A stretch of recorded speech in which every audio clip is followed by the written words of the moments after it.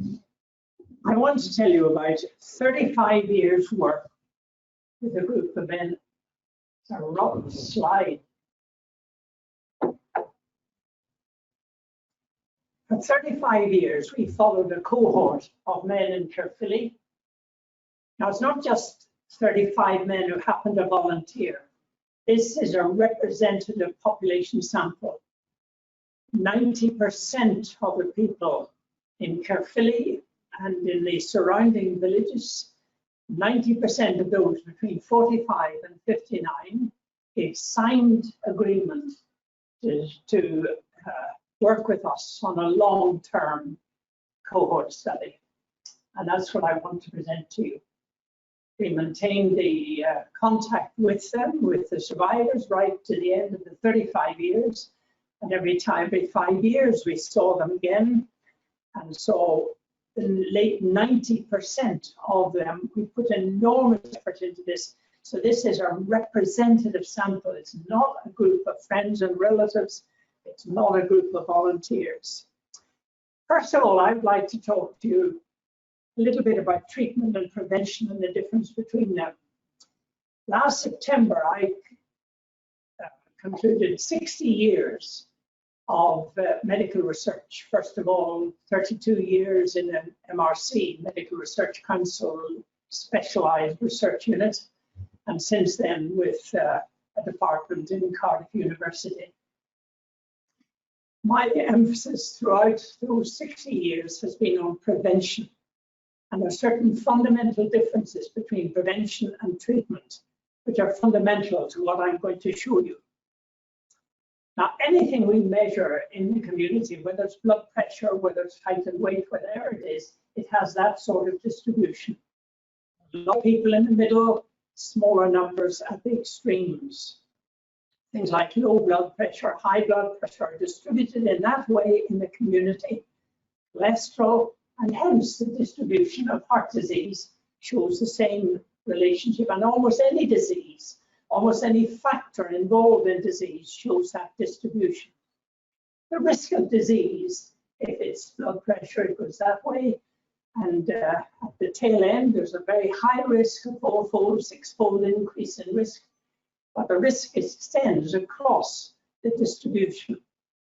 So we select a certain level of blood pressure or cholesterol level or whatever, and we say that above that, treatment is appropriate. And so the NHS operates on that part of the distribution. But the underlying truth is that most cases of disease occur in the low-risk people. Here the risk is lower, but there's so many more people that most cases of disease come here. Treatment, now let's have more treatment, let's have better treatment. But if you want to do something about the burden of disease in the community, well, all you can do, if this is your focus, is just lower that line a little. Reduce the waiting list, bring in better technology, but you're going to do very little to the burden of disease in the community. That's a fundamental point in preventive medicine. It's known as the prevention paradox. So what do we do in prevention? Well, if we reduce blood pressure across the community by changing salt intake, by increasing exercise or whatever, if we can shift this whole distribution, then we will reduce the cases throughout the community. We will have a much bigger impact on disease in the community than simply shifting this criterion of treatment for disease. That is, if we reduce a risk factor, a factor that is determining the risk of disease, if we can shift that a little, then we can have a profound effect on the amount of disease in the community. Whereas better treatment is not going to achieve that. And notice that that reduction in risk factors, that increase in healthy living, that's what I'm going to talk about, increasing healthy lifestyle in the community. is actually going to lead to fewer people for treatment and savings in the treatment services. So let me tell you about Caerphilly and illustrate what I have just shown you. We had 2,500 men, 90% of the eligible population. We questioned these in detail and examined them every 5 years for 35 years. We have published over 400 scientific papers on that study, on all kinds of relationships in relation to different diseases. But the gold standard, and I put the yellow line around just to indicate this is the gold dust of the study, is the results that we got on healthy living, healthy lifestyles, and the incidence of chronic diseases and dementia. So we examined every 5 years. We talked to the men about smoking, body weight, diet, exercise, alcohol, and 101 other things which I'm not going to present, but I'm going to focus on those. And the outcomes that we focused on, and again, we inspected their records with their permission. We inspected the doctor's records, the hospital records every 5 years, and we have very detailed data on the health of the people. But I'm going to present data on diabetes, vascular disease, cancer, dementia, and death. And we looked at well-being as defined there. Now that obviously is a mass of data. There are the definitions of the healthy behaviors. Now those are not black and white criteria. BMI is related to the risk of many diseases that I've indicated, but the BMI that is recommended is between 18.5 and 25. But any increase in weight increases the risk. Any lowering of weight decreases the risk of a number of diseases, and so on the other.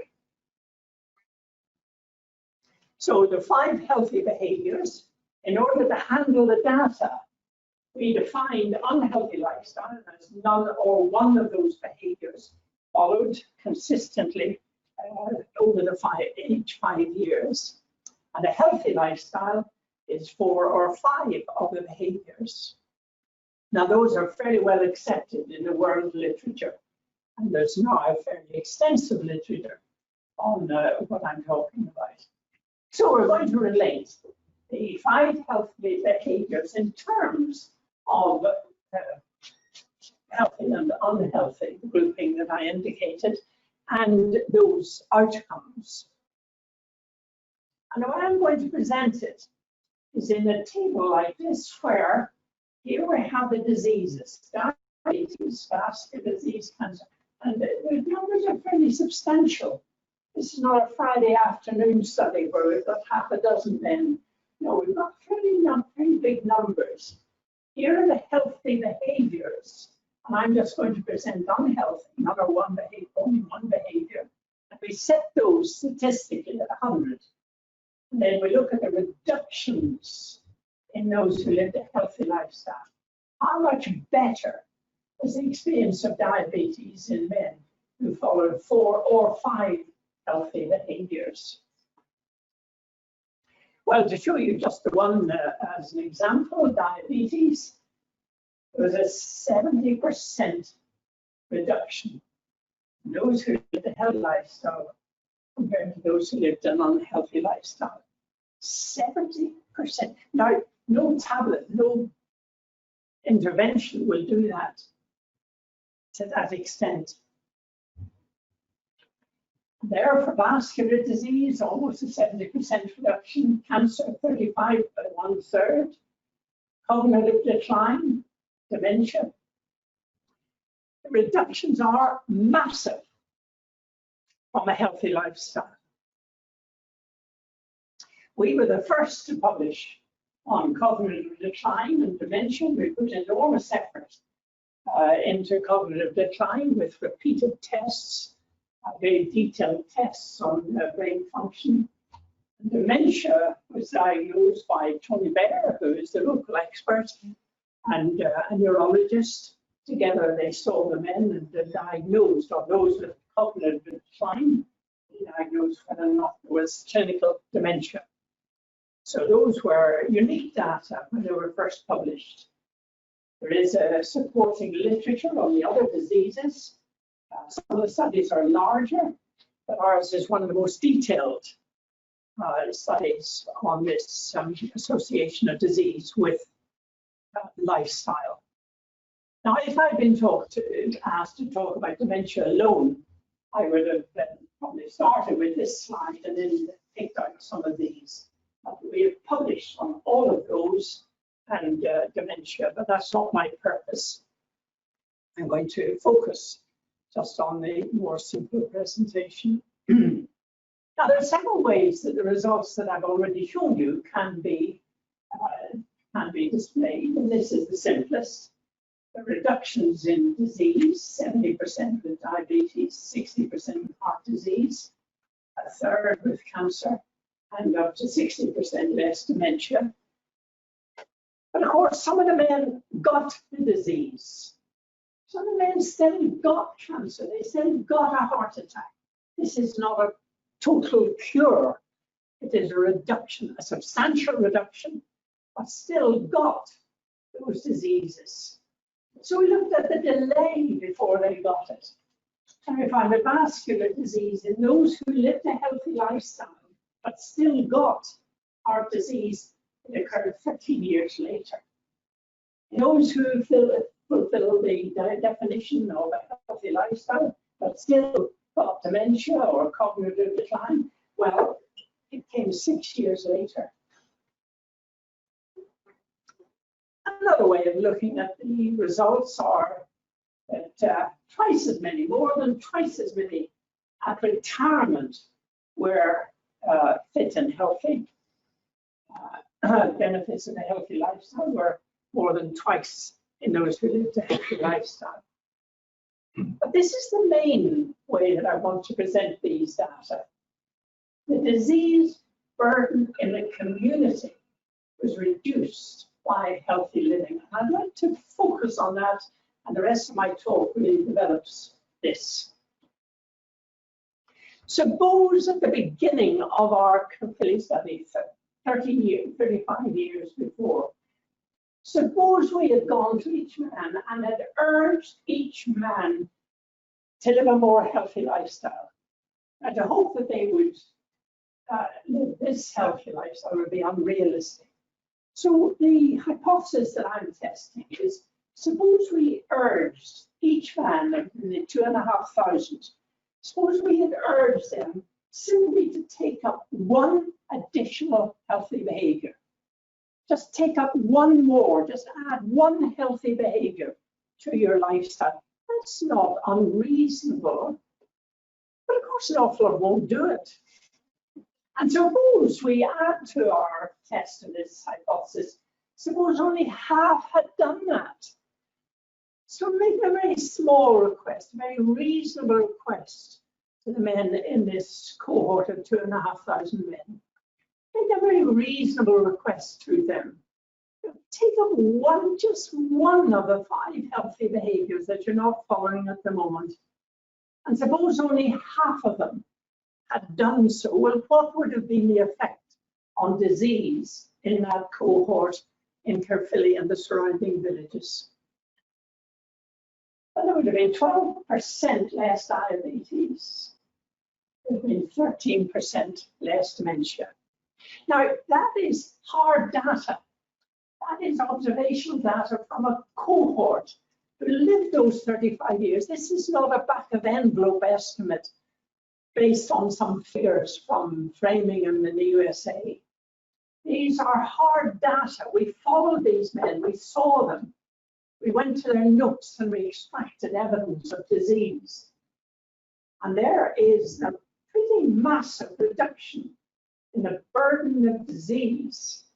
If a relatively small change was made by half the men in that cohort, that would be the outcome. Now, isn't that exactly what I was saying at the beginning? That if healthy living here, every man took up an additional, and this whole distribution is shifted. Notice, first of all, that the number who require treatment is very much less. But the reduction in the burden of disease in the community is that.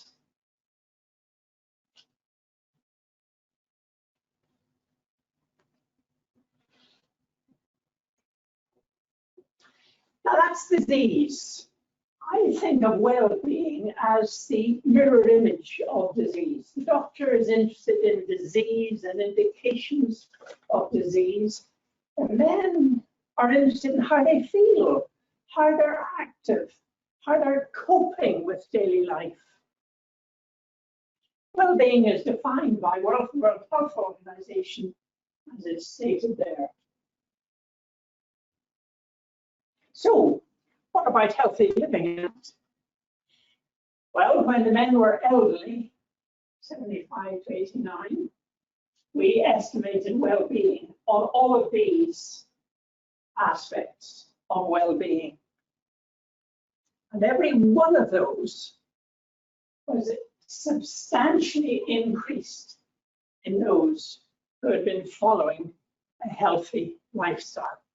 The scores, the technical scores on questionnaires designed by psychologists to estimate these various factors, these aspects of well-being. The scores were double, and it was highly significant.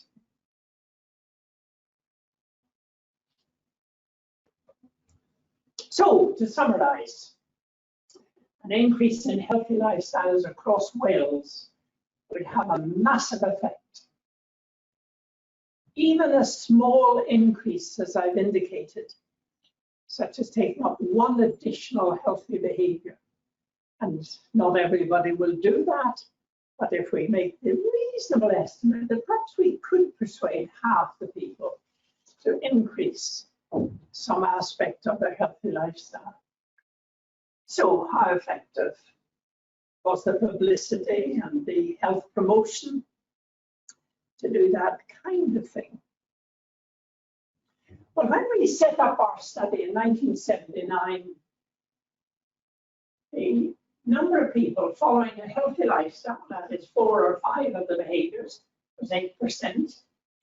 The number who were following an unhealthy lifestyle was 40%. About 1.7 million a year is spent by the Welsh Government, the Welsh Assembly, on health promotion. So what did it achieve?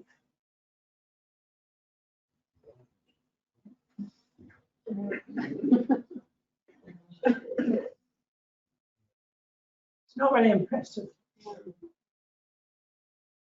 Now, we played a part in that we had a website. I gave talks. I reckon I've given about 30 talks on the results of the Caerphilly study. We haven't been very successful. Let's face it, we need a new approach. We're achieving nothing.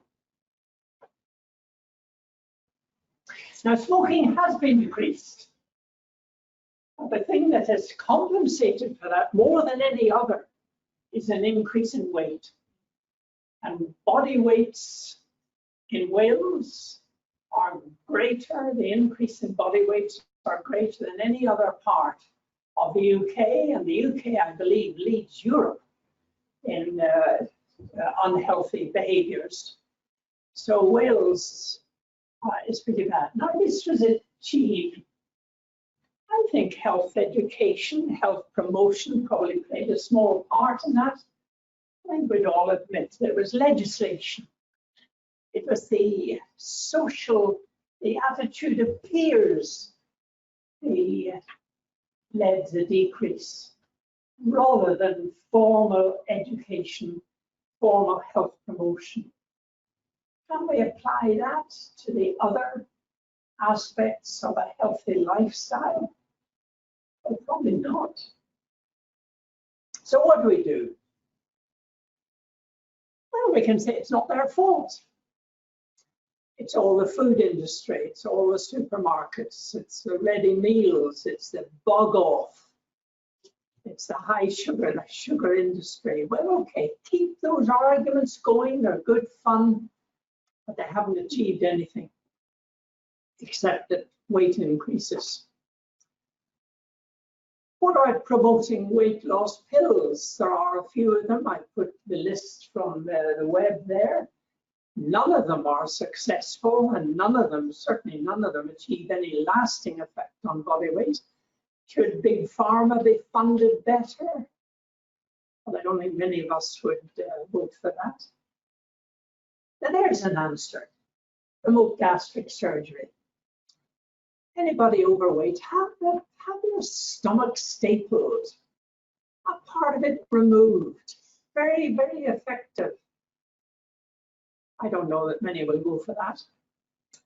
I'm afraid I'm getting to the point where I feel, okay, I've published my results. I've done 35 years. I've got brilliant answers to the problem. It achieves nothing. I'm going bird watching. The reference there actually is because in your one version of the poster you put up mentioned that I have a degree in music and I also have a diploma in cosmology. I always say cosmology, not astronomy, because it got around once that I had some qualification in astrology. Or should we mount a campaign starting with weight loss? Actually, in this very room, a few months ago, I brought up the issue of weight loss. And I was told very definitely it's not their fault. It's the food industry. It's the retail industry. It's the sugar industry. It's not their fault. Why do I focus on weight loss? Well, all the healthy behaviors, the 5 healthy behaviors, weight is the only one that's increasing, and its increases across the whole country, both sexes and all ages, and particularly our young people. The figures for children, or any aspect of body weight, are worse than the figures for adults right across Wales. Overweight is a major factor in many diseases, particularly diabetes. Overweight explains 70% of diabetes. Statistically, you can explain 70% of new diabetes on the basis of weight alone. And that's taken from observational cohort studies, not just the back of envelope calculations. Dementia, body weight is a substantial risk factor in dementia. And many other diseases and well-being would be improved. We're a pretty miserable race out there. Healthy living is associated with an increase in well-being. And body weight is easily measured. It's being monitored over time by Public Health Wales. So why weight loss? Well, those are reasons that I would focus on weight loss. And if there was a campaign, if CADR could be persuaded to mount a campaign, Swansea could lead Wales. You are one of the 28 so-called healthy cities in the UK. You knew that. You're proud of that, of course. It certainly doesn't apply to body weight. The difference between Swansea and Wales is in the decimal places. 60% of people in Swansea are overweight, 60% in Wales. 22% are obese, seriously overweight, 22.5% in Wales. Let me tell you, and there's a challenge here, Charles. The OKC million. In January 2008, the mayor of Oklahoma, what's his name, remind me? Robin? No, that's my cousin. The mayor of Oklahoma discovered that he was obese, grossly overweight, and he discovered that he was living in Oklahoma, the fattest city in the UK and one of the most unhealthy cities in the USA. He set up a challenge in 2007, not 8, as I said. Mike Cornett challenged the people of Oklahoma to lose 1 million pounds body weight. 4 years later, 54,000 people had joined the project and 1 million pounds of body weight had been lost in Oklahoma. The mayor himself announced that he had lost 38 pounds of body weight. And Oklahoma is now listed as one of the healthiest 10 cities in the USA. So I challenge Charles, I challenge Heather. Mayor of Swansea is the Right Honourable Peter Black. His telephone number is there.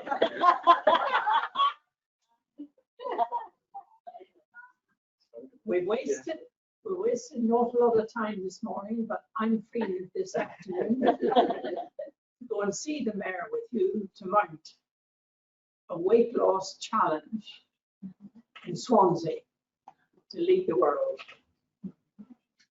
Thank you very much.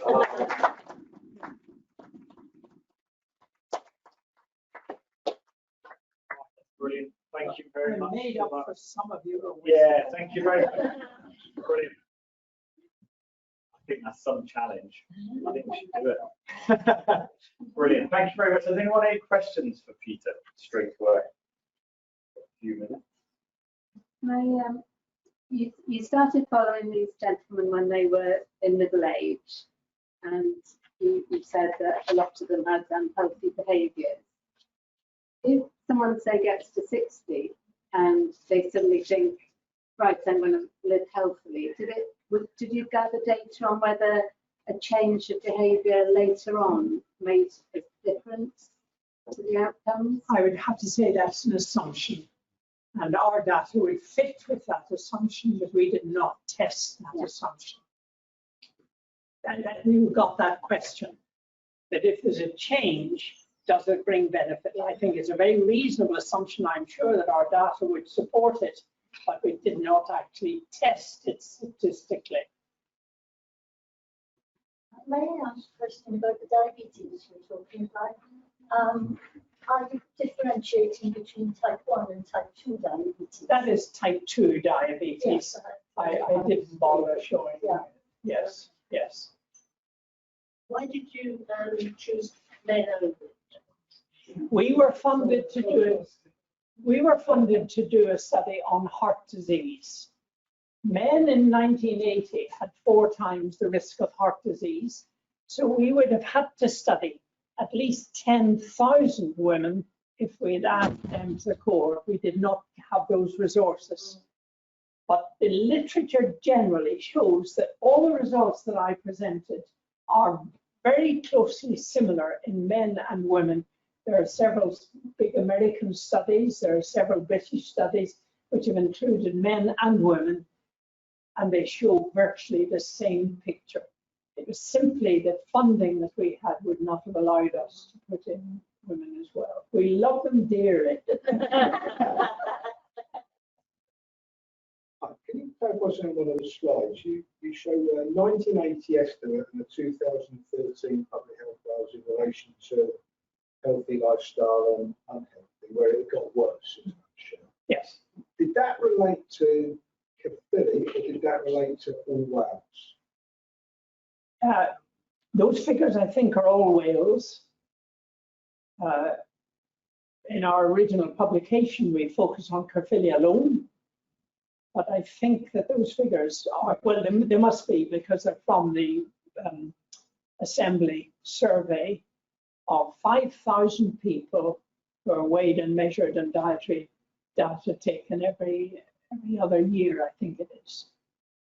So it doesn't make a lot of difference. So just to clarify something, what was, because you spent 35 years doing and trying to change people's behaviour? No, No, That's what I'm trying to check. no, Just purely follow-up. no. My hypothesis that I tested was, had we changed their behavior? The whole secret of a cohort study is to see what is happening out there. If you want to change people's behavior, you set up a randomized controlled trial. And you change in half and you don't change in the other half. Otherwise, you learn nothing. You change everybody. No, ours was an observational study of a cohort, and no attempt was made to change their behavior in any way. But thank you for making that clear. Yeah. Although, what about Hawthorne? What about the fact that you've chosen Caerphilly? Do you think that may have had any impact on them or not? Who knows? The Hawthorne effect is the most interesting and the most irritating thing. The Hawthorne effect is, if you take an interest in people, if you do anything, then there will be changes. Yes, all my knowledge of the Hawthorne effect is it's pretty small. I mean, these benefits are absolutely massive. A 70% reduction in certain diseases. The Hawthorne effect is like moving the deck chairs on the Titanic. But thank you again for that question. Right, I was really interested in how you had said, quite rightly, that legislation and etc. had cut down the amount of people who smoke. But of course, that is being offset by people who eat too much. You know, I mean, Yes. are overweight. And I'm interested in how far you feel a government can go in persuading people. I mean, the Swansea Council organised an event last week, intergenerational. And one of the aspects, there were 6 of us oldies and the schools. And one of the aspects was healthy eating. And it was funny because they would say, what's in your lunchbox and what you eat, etc. They would say to the likes of me, who's 72, what did you have in your lunchbox? Well, of course, years ago, you didn't. You didn't have a lunchbox. You didn't have all these bags of crisps, etc. And the children there were very aware of reading what was on the bag of crisps at the back and so forth. And we tried to say, well, these things weren't available. And they weren't there. You couldn't have a choice of bar. You just did not. What food you had was put in front of you, taken away if you didn't eat it. Now, what you said is so interesting. How do you feel? Do you feel there ought to be more government intervention? And how do you see the way forwards that weight gain could be tackled the same way as smoking was? I don't give opinion. I give evidence. And I have no evidence on that, but I cannot see legislation, the government attempting to interfere with people's diets. It worked with smoking because there was also a feeling against it, sort of general feeling that smoking was distasteful and unreasonable. But I can't see it. It's so obvious. But the way you put that and so on, so obvious, makes sense. There's not much sense out there. Well, thank you for your comment. Can I just ask you about diet? You talk about a healthy diet. Is that the 5-a-day guidance, or is that some other sort of guidance, or were you looking purely at what those men were eating and then said that's far healthier than that? We took advice at the time and we used the criteria that the dietitians were recommending. it made very little difference. Diet is the least effective, the nature of the diet is the least effective of all those factors. There's an awful lot of, I think, nonsense talked about healthy foods and so on. It's calories that put on weight. A reduction in calories would be healthy. I'm not answering your question because I'm not a dietitian, I'm not a nutritionist, so it's only opinion I would be giving you, not evidence. My apologies. I come from a parenting background, and in recent years, there's been a lot of studies on adverse childhood experiences. Oh, yes. And the correlation between the more adverse experiences you've had, the worse your potential life outcomes are. I mean, that, I suppose that data wasn't available when you started the studies. How much weight would it be given to that in light now, like the read of the research? It's a very large part of my life. My wife and I fostered children. We adopted children. I have a family of 23. And I know all about adverse childhood effects. But research, I know nothing. But I experience it. My heart goes out to those children's with some of them. I have a foster lad. We have fostered him from the age of 7 and he's now in his 50s. I know what you're talking about. There's nothing on that. But thank you. Thank you. And bless you in what you're doing. One of the factors that I have pleaded is for publicity about the dangers of illicit drugs taking during pregnancy and the harm it has on children. That's one of the adverse effects of childhood, but the effects on the amygdala, on emotional and on bonding. Bless you. In terms of the Caerphilly Study for a second, do you find any difference in results by socioeconomic status? Socioeconomic, yes. One of the talks I give the medical students is on that, because the effect of the healthy behaviours is not the same across the social classes. Every figure that I presented has been corrected statistically for social class differences, for age differences. And the dementia factors I've given you, dementia results I've given you have been corrected for pre-morbid cognitive function. So you pay a lot of attention in our statistics. But yes, it is important.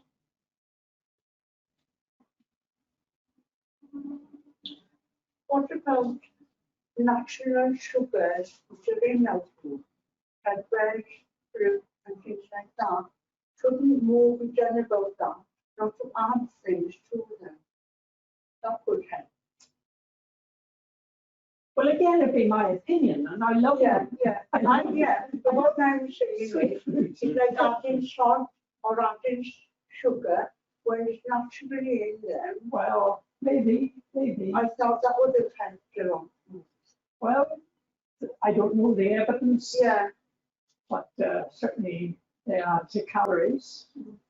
And calories is what puts on weight.